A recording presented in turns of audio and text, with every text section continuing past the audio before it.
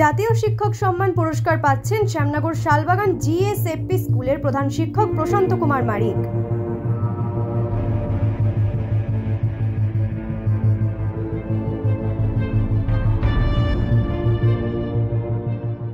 জাতীয় শিক্ষক সম্মান পুরস্কার পাচ্ছেন শ্যামনগর ১ নম্বর গুড়দহের শালবাগান জিএসএফপি প্রাথমিক স্কুলের প্রধান শিক্ষক প্রশান্ত কুমার মারিক। তিনি ইছাপুর বিধানপল্লীর বাসিন্দা। প্রসঙ্গত, শিক্ষায় অসামান্য অবদানের জন্য আগামী ৫ই সেপ্টেম্বর রাষ্ট্রপতি দ্রৌপদী মুর্মু নয়াদিল্লির বিজ্ঞান ভবনে দেশের ৫০ জন শিক্ষাবিদকে জাতীয় শিক্ষক পুরস্কারে সম্মানিত করবেন। পুরস্কার প্রাপকরা নগদ ৫০,০০০ টাকা, একটি রৌপ্য পদক এবং প্রশংসার শংসাপত্র পাবেন। বাংলা থেকে এবারে ২ জন শিক্ষক পুরস্কার পাচ্ছেন, একজন আশিস কুমার রায়, অন্যজন শ্যামনগর জিএসএফপি স্কুলের প্রধান শিক্ষক প্রশান্ত কুমার মারিক। জানা গিয়েছে ২০ বছর ধরে তিনি শিক্ষকতা করছেন আর ১১ বছর ধরে তিনি শালবাগান জিএসএফপি স্কুলে শিক্ষকতা করছেন। প্রশান্তবাবু জাতীয় শিক্ষক সম্মান পুরস্কার পেতে চলেছেন, এই খবরে খুশির জোয়ার গোটা শ্যামনগর জুড়ে। শুক্রবার বেলায় প্রশান্তবাবুকে সংবর্ধনা জ্ঞাপন করলেন ভাটপাড়া পুরসভার ২৮ নম্বর ওয়ার্ডের কাউন্সিলর স্মৃতি ধর, তার স্বামী রতন ধর সহ শিক্ষানুরাগীরা। এদিন স্কুল পড়ুয়া ও তাদের অভিভাবকদের মিষ্টি মুখও করানো হয়। উক্ত স্কুলের সহশিক্ষক শুভেন্দু ভট্টাচার্য বলেন, আদর্শ শিক্ষক হতে গেলে যা যা গুণ দরকার সেই সমস্তই গুণ প্রশান্তবাবুর মধ্যে রয়েছে। তিনি শিক্ষা অন্তপ্রাণ। একজন আদর্শ শিক্ষক হতে গেলে একটা মানুষের প্রথম মানুষ এবং তারপরে একজন শিক্ষক হিসেবে যা যা গুণ থাকা দরকার তার মধ্যে সেই গুণগুলো তার মধ্যে ১০০% রয়েছে এবং সেই শিক্ষার জন্য নিবেদিত প্রাণ বলতে যা বোঝায় আমাদের বিদ্যালয়ের প্রধান শিক্ষক মাননীয় প্রশান্ত মারিক মহাশয় সেই একজন ব্যক্তি, যে ব্যক্তি শিক্ষাকে জীবনের অঙ্গ হিসাবে গ্রহণ করেছে। কবে জানলেন খুশি খবরটা? আমাকে মাস্টারমশাই ফোন করেন ২৭ আগস্ট সন্ধ্যেবেলায়। উনি আমাকেই প্রথম ফোন করেন, যেহেতু স্কুলের ওনার পরেই আমি পরবর্তী শিক্ষক আর কি। শেষ আমাকে জানায় এবং জানানোর পর আমরা আনন্দে আপ্লুত হয়ে যাই। তারপরে আমার কাছে নোটিফিকেশানটা আসে এসআই অফিসের মাধ্যমে। আমরা তারপরে আমাদের আরও মাস্টারমশাইরা আছেন, সবাই আমরা পরের দিনকে মাস্টারমশাইকে সম্মানিত করেছি আমাদের ক্ষুদ্র পরিসরের মধ্যে থেকে। সেইভাবেই আমরা সবাই জেনেছি এবং আস্তে আস্তে সারা শ্যামনগর এবং সারা জেলা এবং সারা রাজ্যের মধ্যেই জেনে গেছে। কবে পাচ্ছেন পুরস্কারটা? ৫ই সেপ্টেম্বর শিক্ষক দিবসের দিন, ডক্টর সর্বপল্লী রাধাকৃষ্ণনের জন্মদিনে, যেটা সারা ভারতবর্ষের বিভিন্ন প্রতিষ্ঠান শিক্ষক দিবস পালন করেন। রাষ্ট্রপতি ভবনে জাতীয় শিক্ষক হিসেবে যারা নির্বাচিত হন তাদেরকে রৌপ্য পদকের মাধ্যমে সম্মানিত করা হয় রাষ্ট্রপতি সেই পুরস্কার। শুভেন্দুবাবু আরও বলেন, তিনি একজন সহকর্মী হিসেবে গর্বিত। ২০১৩ সালের ৪ঠা মার্চ এই স্কুলে যোগ দিয়েছেন। তারপর থেকে তিনি প্রতিষ্ঠানটিকে উন্নতির শিখরে পৌঁছে দিয়েছেন। সহকর্মী হিসেবে ভালো লাগছে। জীবনে অনেক উত্থান পতন দেখেছি। এই স্কুলে ১৩ সালে ৪ঠা মার্চ উনি আসার পর থেকে প্রতিষ্ঠানটা এমন একটা জায়গায় গেছে, আমরা যখন শিক্ষকরা বাড়ি থেকে আসি আমরা মনে হয় নিজেদের বাড়িতে আবার আরেকটা বাড়িতে এসে উপস্থিত হই। যদিও পড়ুয়াদের অভাবে ধুঁকছে শ্যামনগর সার্কেলের একাধিক প্রাথমিক বিদ্যালয়। ব্যাঙের ছাতার মতন গজিয়ে ওঠা বেসরকারি স্কুলের প্রতি অভিভাবকদের ঝোঁক বেড়েছে। তবে শালবাগান জিএসএফপি স্কুলে পড়ুয়াদের সংখ্যা ১০১ জন। বেসরকারি স্কুলের প্রতি ঝোঁক নিয়ে শুভেন্দুবাবুর মন্তব্য, ইংরেজি বলা শিখতে হবে, পোশাকে চাকচিক্য থাকবে। বর্তমান যুগে অভিভাবকরা বাচ্চাদের বেসরকারি স্কুলে ভর্তি করাচ্ছেন। একটা বেসরকারিকরণ মানুষের মধ্যে ফ্যাশন এসে গেছে। এটা কিন্তু শুধুমাত্র গার্জেনদের দোষ দিয়ে লাভ নেই, সমাজের দোষ দিলে। এটা গ্লোবালাইজেশনের প্রভাব, যে ইংরাজি শিখতে হবে, চোস্ত ইংরাজি না বলতে পারলে সমাজের বুকে দাঁড়াতে পারবে না। একটু আদব কায়দা, স্যুট প্যান্ট টাই এইসব করে আসবে, গাড়ি করে নামবে, এটা ব্যাপার আছে। আমরা প্রাথমিক বিদ্যালয়ে সত্যি কথা বলতে কি আমি রাজ্য সরকারকে প্রশংসা এই কারণেই করব, ২০১১ সালের পর থেকে রাজ্য সরকার যেভাবে শিক্ষা ব্যবস্থার ক্ষেত্রে প্রভূত উন্নতি করেছে। প্রথমত হচ্ছে মিড ডে মিল ২০০৪ সাল থেকে চালু ছিল।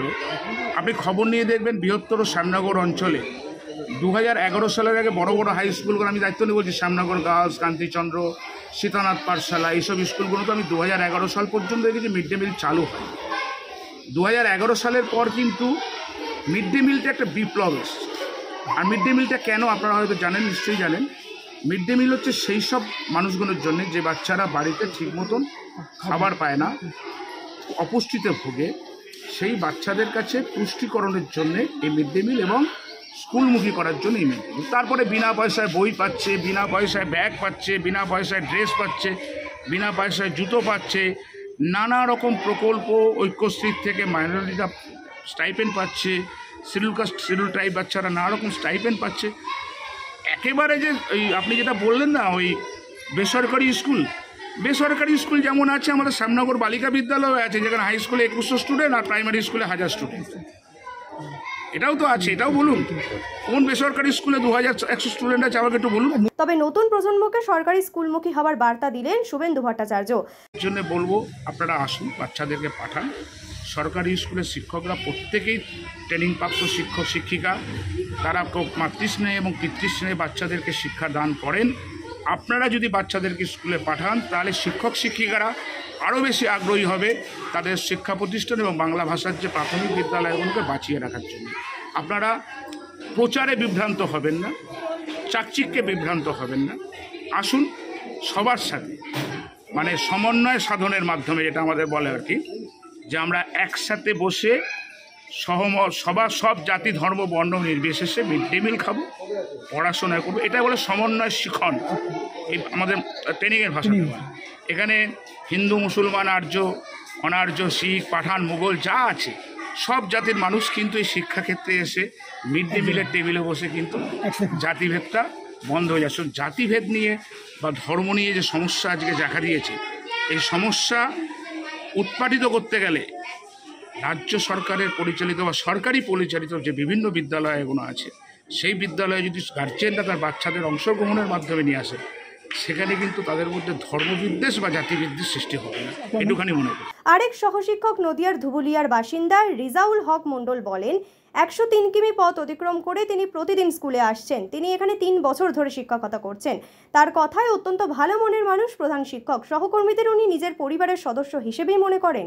আপনি কোথা থেকে আসছেন শিক্ষকতা করতে এখানে? আমি নদিয়া জেলার ধুবুলিয়া জেলার অন্তর্গত সোনাতলা গ্রাম থেকে আসি। আমার বাড়ি এখান থেকে 103 কিলোমিটার।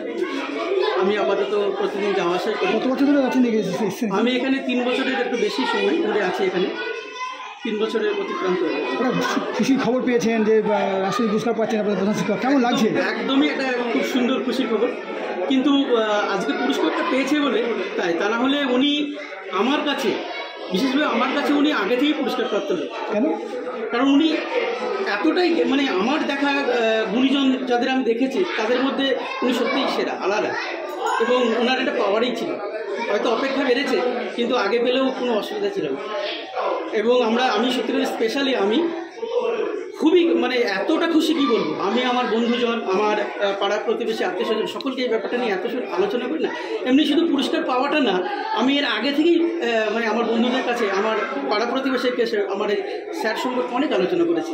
এটা হয়তো কীভাবে দেখছেন? আপনি তো আছেন, কীভাবে দেখছেন স্যারকে, কীভাবে চিনছেন? অত্যন্ত ভালো মনের মানুষ। সবচেয়ে বড় কথা হচ্ছে, যেটা এখন একটা মানে খুবই রেয়ার জিনিস, যেটা ওনার মধ্যে আছে, মানুষকে কীভাবে ভালোবাসতে হয়, কীভাবে তাদের সঙ্গে কথা বলতে হয়, কীভাবে আপন করে নিতে হয়। আমি সেই 103 কিলোমিটার দূর থেকে এখানে আসছি, আমাকে এত ভালোবাসা দিয়েছে না, আমার মনেই হয় না এতটা দূর। আমি মনে হয় যেন আমার বাড়িতেই রয়েছে। একজন একদম, মানে খুব খুশি আমি ওনার সাথে কাজ করতে পেরে নিজেকে ধন্য মনে করি। কয়েকদিন বাদে রাষ্ট্রপতির হাত থেকে জাতীয় শিক্ষক সম্মান পুরস্কার নেবেন প্রশান্ত কুমার মারিক, কিন্তু এই মুহূর্তে তিনি সংবাদ মাধ্যমে মুখ খুলতে নারাজ।